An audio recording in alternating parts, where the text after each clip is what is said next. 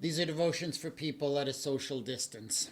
This morning I was reading in my devotions in Genesis chapter 27, the kind of famous story of the blessing given by Isaac to his son Jacob. Now, the story, you probably heard it before. Isaac is really, really old. He knows he's going to die.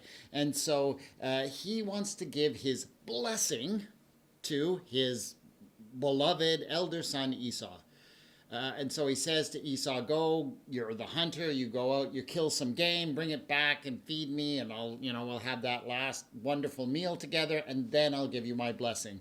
But of course, Rebekah, his wife, hears that. She favors the other son, the younger son, Jacob, and while Esau is out wasting his time hunting, she gets Jacob to grab a kid from the flock, prepare that, and so effectively Jacob steals the blessing. So the passage I was reading this morning is the story of what happens when Esau comes in with his meal after Jacob has already scampered off with the blessing. And it's this horrible situation, right? Esau hears his father's words. He cries out with an exceedingly great and bitter cry and says, "Bless me also, Father, bless me."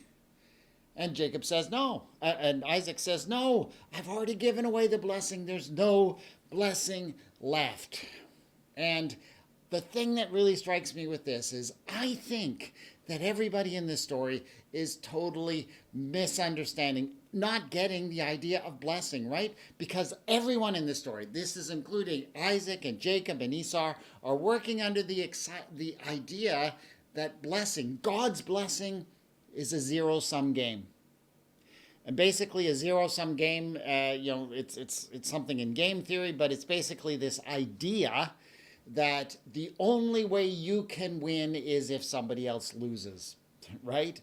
That there's only so much to go around, and if you win, somebody else loses. If somebody else wins, then you lose, right?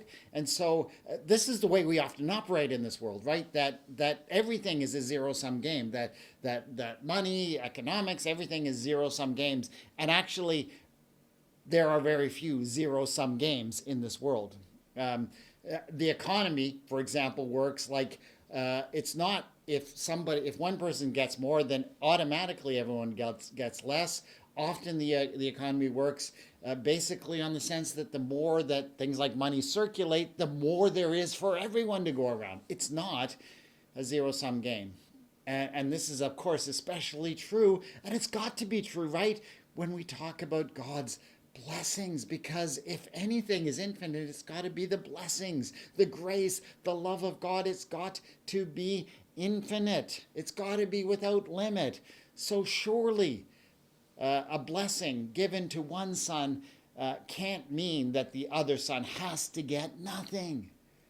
And yet everyone in the story assumes that. That's why Jacob feels that he has to steal the blessing from his brother.